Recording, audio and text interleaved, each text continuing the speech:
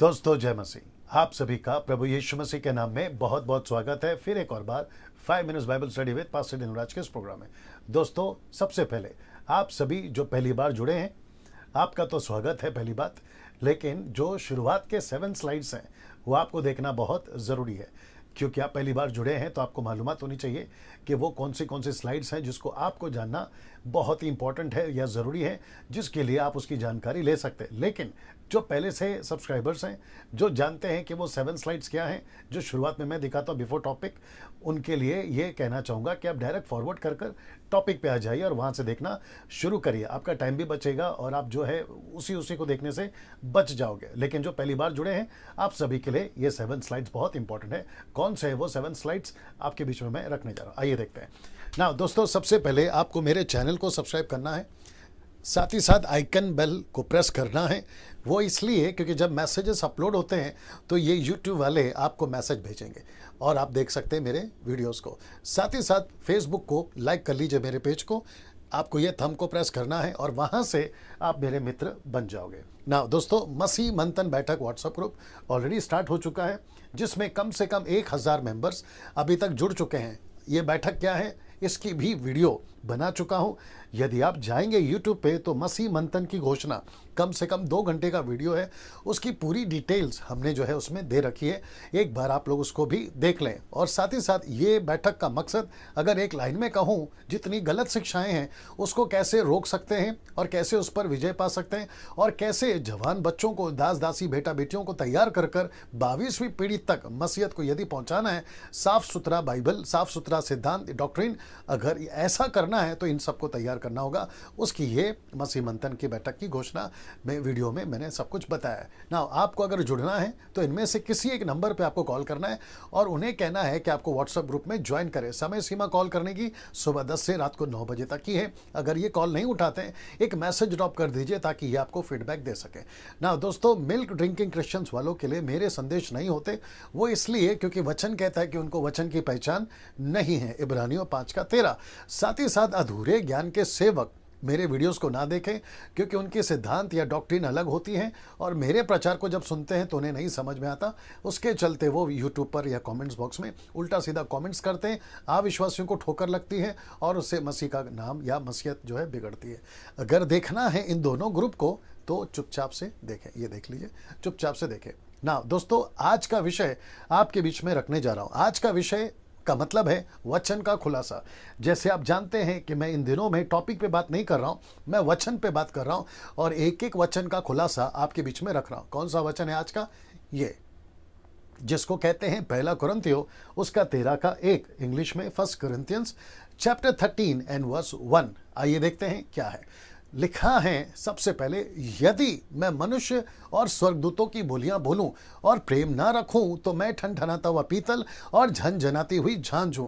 English में नीचे लिखा है इफ आई स्पीक, जिसको हिंदी में लिखा है यदि मैं बोलियां बोलूं, इफ आई स्पीक। तो इसका मतलब है ये वचन जिसको बहुत सारे लोग नहीं समझते हैं, आउट ऑफ द कॉन्टेक्स्ट जाके सिखाते हैं, खास करके अन्य भाषा के बारे में।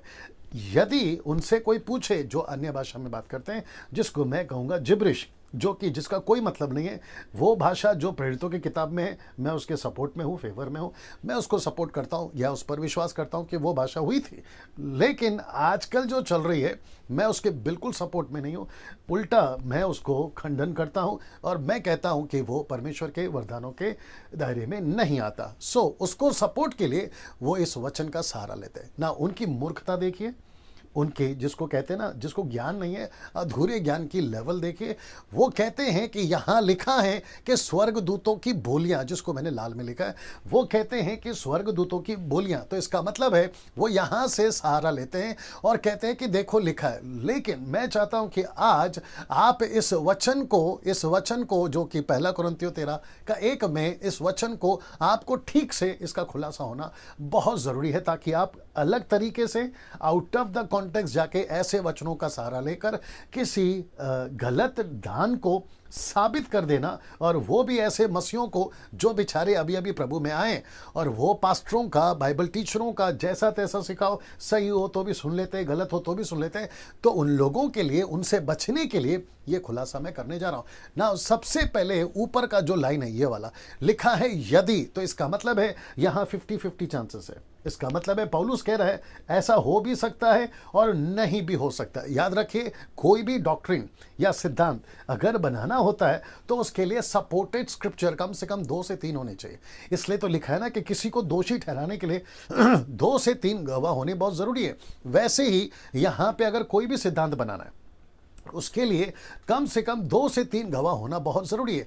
अगर आप कहते हो कि ऐसी बोलियां चलती है, तो इसका मतलब है ये यदि नहीं होना चाहिए। अगर ऐसी कोई भाषा चलती है जिसका ये लोग दावा ठोकते हैं कि ऐसी भाषाएं हैं, तो फिर ये यदि नहीं होना चाहिए। इंग्लिश में इफ आई स्पीक, ये नहीं होना चाहिए। वहां पे सीधा, जिसको कहते हैं ना, क्रिस्टल क्लियर स्टेटमेंट होना चाहिए। पौलुस ने कहना चाहिए कि स्वर्गदूतों की बोलियां जैसे बोली जाती है वैसे तुम भी बोलियां बोलो, ऐसा होना चाहिए। लेकिन यहां ऐसा नहीं है। और दूसरा, ये sarcastic है, जिसको कहते हैं टॉन्ट मारना, जिसको कहते हैं व्यंग कसना। ये देखिए ना, इसकी चाल पकड़ो। मैंने बीच में बनाया था 1 कुरिन्थियों 14:2, मैंने उसको भी कहा था कि वो टॉन्ट है, व्यंग है, sarcastic है। तो यहाँ पे चाल पकड़िए जैसे उसका चाल मैंने कहा था। पौलुस यहाँ पे कह रहा है यदि मैं मनुष्य और स्वर्गदूतों की बोलियां बोलूं और प्रेम ना रखूं, तो मैं ठनठनाती पीतल और झनझनाती झांझ हूं। आप इंसान ठनठनाती पीतल कब हो गए? ये ताना है। वो कहता है कि मैं पीतल हूं, मैं झंझनाती झांझ हूं। आप झांझ कब बन गए? आप तो इंसान है ना, हड्डी मांस के। तो इससे पता चलता है, इसकी बोली पकड़िए, इसकी शैली पकड़िए, इसका व्यंग पकड़िए। वो ये कह रहा है कि स्वर्गदूतों की बोलियां बोलूं या मनुष्यों की बोलियां बोलूं, दोनों हैं वहां पर। तो प्रेम ना रखूं तो मैं क्या हूं? पीतल और झंझनाती झांझ हूं। तो इसका मतलब है यहाँ पे वो ताना मारा, जैसे हम लोग भी कभी कभी ताना मारते लोगों को। कोई स्टेटमेंट देना होता है, यार तू तो वक्त पे आने वाला आदमी था, आज इतना लेट कैसे हो गया, ऐसा ताना मारते हैं ना। वैसे ही यहाँ लिखा है कि यदि, तो इसका मतलब है इसको समझना बहुत जरूरी है। तो स्वर्गदूतों की बोलियां, एक ट्रांसलेशन कहता है मैसेंजर, बहुत सारे ट्रांसलेशंस को मैंने स्टडी करा है। आपके बीच में मैं कह दूं कि कम से कम 50 से भी ज्यादा ट्रांसलेशंस स्टडी करके तब पता चला है कि स्वर्गदूतों की बोलियां जो मरियम और जकरिया, एलिजबा और न जाने कितने गडरियों को और कितने संतों को स्वर्गदूत दर्शन देते थे ओल्ड में न्यू में, तो वो उनकी भाषा की बात कर रहा है, ना कि ऐसी कोई भाषा जो अलग से आजकल जिसको कहते हैं प्राइवेट लैंग्वेज या हेवनली लैंग्वेज, ऐसी कोई भाषा का जिक्र यहां नहीं है। मनुष्यों की बोलियों के साथ कनेक्ट किया है स्वर्गदूतों की बोलियां। इसका मतलब है मनुष्य का जो शैली बात करने का, स्वर्गदूतों का जो लैंग्वेज बात करने का। ना एक और चीज कनेक्ट कर देता हूं कि स्वर्गदूत ने, चाहे ओल्ड हो न्यू हो, उत्पत्ति से प्रकाशित वाक्य तक में जब जिस से भी बात किया, वो पृथ्वी की भाषा से ही बात किया। वापस कह देता हूं कि जब भी स्वर्गदूतों ने बात की, वो पृथ्वी की भाषा से ही बात की। वो चाहे हिब्रू हो सकती है, वो ग्रीक हो सकती है, लैटिन हो सकती है, अरामिक हो सकती है, फिर उसका डच हो सकता है, इंग्लिश हो सकता है, और इवन आज भी कई लोगों से स्वर्गदूत बातें करते हुए कई घटनाएं घटी हैं पृथ्वी के ऊपर। मराठी हो सकता है, हिंदी हो सकता है, कौन सी भाषा की बात कर रहे हैं फिर आप?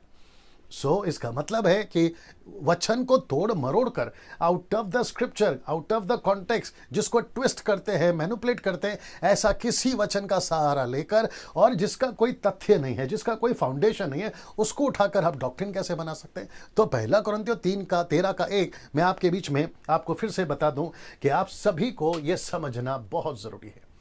आप सभी को समझना बहुत जरूरी है दोस्तों। वो क्या चीजें हैं, वो क्या बातें हैं, कॉन्टेक्स्ट क्या है, ये आपको समझना बहुत जरूरी है ना दोस्तों। मैं चाहता हूं कि 1 कुरिन्थियों 13:1, आशा करता हूं कि आप लोग समझ गए होंगे कि इसका अर्थ क्या है, कॉन्टेक्स्ट क्या है।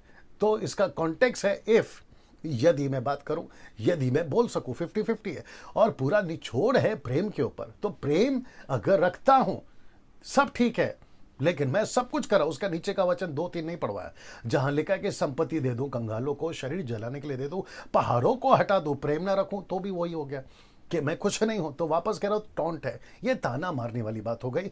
तो इसके ऊपर किसी भी प्रकार का फाउंडेशन रख कर के देखो, वचन सपोर्ट करता है। देखिए लंबा हो जाएगा वीडियो, फिर भी बता देता हूं।